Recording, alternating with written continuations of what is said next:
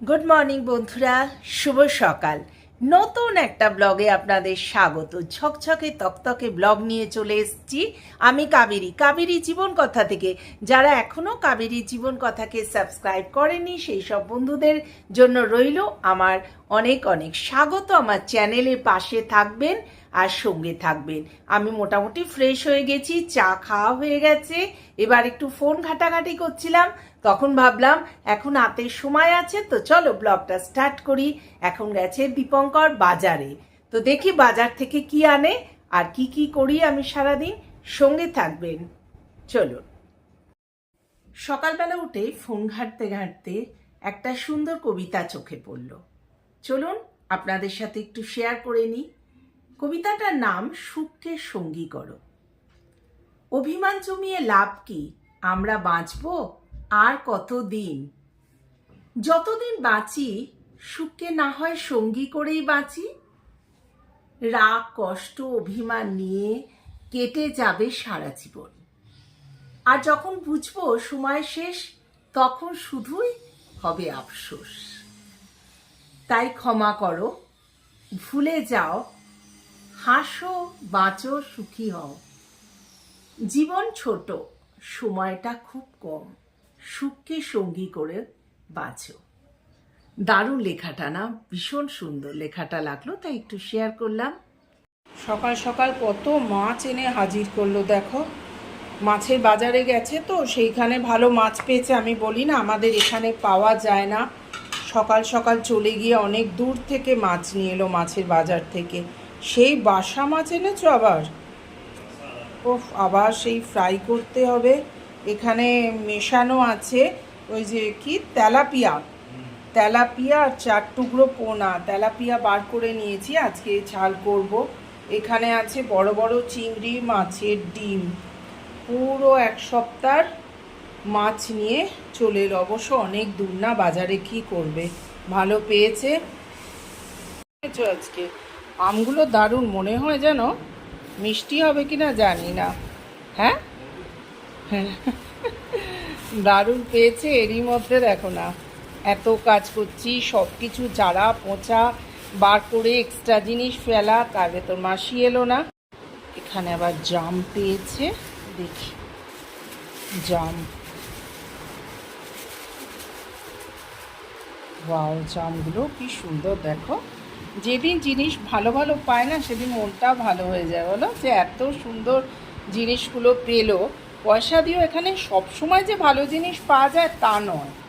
আর এখানে দেখি, হ্যাঁ আমি বলেছিলাম একটু ধনে পাতা আর শসা আনতে। এই যে শসা ধনে পাতা এনেছে।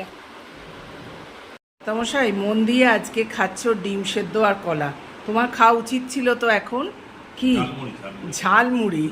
হ্যাঁ তাহলে হ্যাঁ, ঝালমুড়ি। কেমন লাগছে তোমার নতুন সরকার আসার ফলে? তোমার রিয়াকশনটা কি?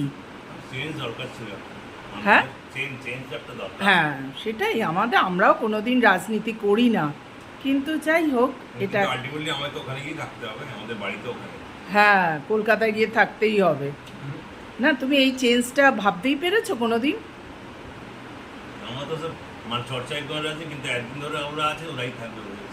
সেই আমরা ভাবতেই পারিনি যে বিজেপি আসবে। তবে চেঞ্জ কিছুটা দরকার ছিল, সে বিজেপি হোক আর অন্য কেউ হোক। কাউকে 5 বছরের বেশি থাকতে দেওয়াই উচিত। হ্যাঁ ঠিক বলেছ, ঠিক।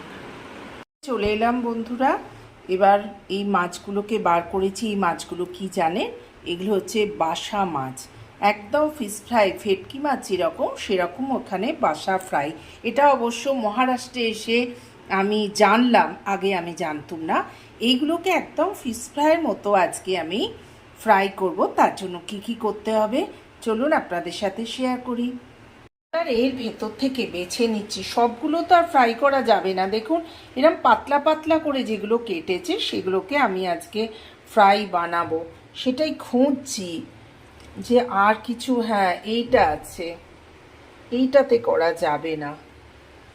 এগুলো না মাছ একদম সেরকম মাছের ঝাল করি সেই রকম, এইখানে মাছ কাটতে পারে না। আর তোমাদের দাদাভাইকে বলি বলে দেবে, দাদাভাইও অর্ডার দিয়ে অন্যদিকে তাকিয়ে থাকে বোধহয়। যাই হোক, এগুলোকে জানি না এগুলো ঝাল হয় কি না। 1 2 3 4 5 6টা হলো। চলো আজকে এইটাই করি, আর বাদ বাকি এইগুলোকে একদিন ঝাল করে রাখবো। আবার সেই একই কাজ, এবার আলাদা আলাদা করে প্রত্যেকটা মাছকে আমি ধোবো, সুন্দর করে ধুয়ে নিতে হবে। এই জলটা না দাঁড়ান একটু কমিয়ে দিই, একটু আস্তে করে দিই, ভীষণ জোরে পড়ে, অল্প চালালেই না ভীষণ জোরে পড়ে। এটা অনেকক্ষণ থেকে বার করে রেখেছি, মনেই ছিল না, ফোন নিয়ে বসে গেলে যা হয় আর কি। এবার এতে দিয়ে দিচ্ছি আমি আধখানা লেবুর রস করে।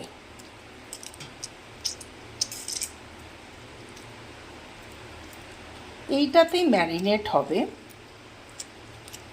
ওয়াও, সুন্দরভাবে দিয়ে দিলাম। এরপর একে একে দিয়ে দিলাম আদা রসুনের পেস্ট, এখানে লঙ্কা গুঁড়ো আর নুন। চলুন সুন্দর করে মাখিয়ে নিই। ভালো করে প্রত্যেকটা মাখাতে হবে, দিয়ে আমি ম্যারিনেশনের জন্য অনেকক্ষণ 3-4 ঘন্টা আমি রেখে দেবো। আপনারা যখন খাবেন তখন এটা গরম গরম ভেজে খেতে হবে। এইমাত্র ফ্লিপকার্ট থেকে ফোন করেছিল, আমি একটা স্ট্যান্ড অর্ডার দিয়েছিলাম, আমি ব্যালকনিতে রাখবো বলে, প্ল্যান্টের স্ট্যান্ড আর কি। দেখো চলে এলো আমার মালটা, বারান্দা থেকে তোমাদের দেখাচ্ছি। চলো নিয়ে নিই। চান হয়ে গেছে, এইমাত্র ফোন করলো, বললাম হ্যাঁ ঠিক আছে।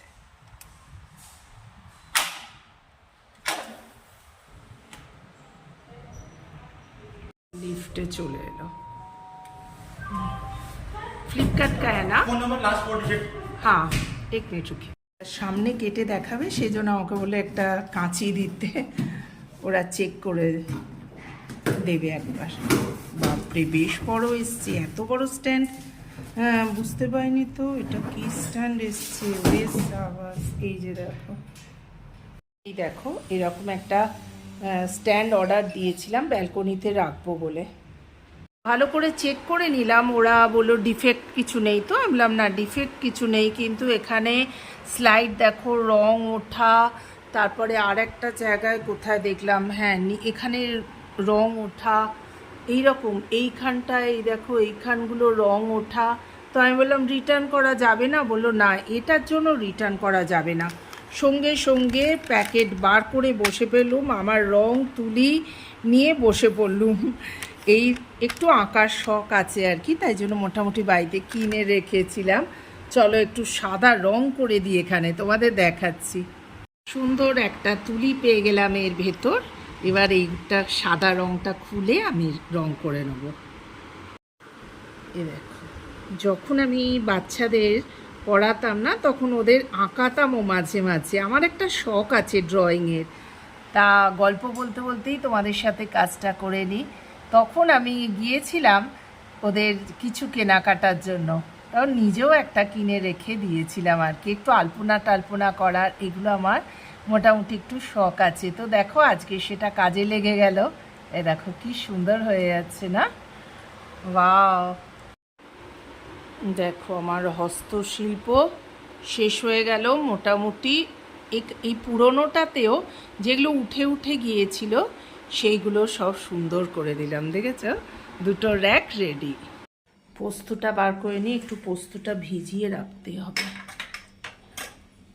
হ্যাঁ চল পোস্ত।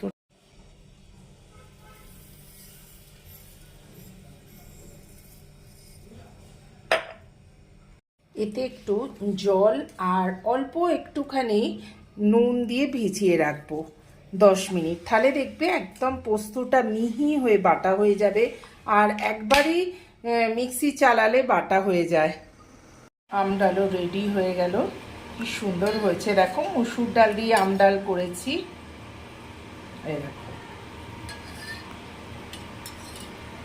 বন্ধুরা, আমডাল হওয়ার পরে বিনস আলু পোস্তটাকে বসিয়ে দিলাম। এতে কিন্তু হলুদ দেবো না। আর এখানে বসিয়ে দিচ্ছি অল্প অল্প করে মাছের ফ্রাই, গরম গরম ভাজতে বসিয়ে দিয়েছি। গুড নাইট বন্ধুরা, শুভরাত্রি, টাটা।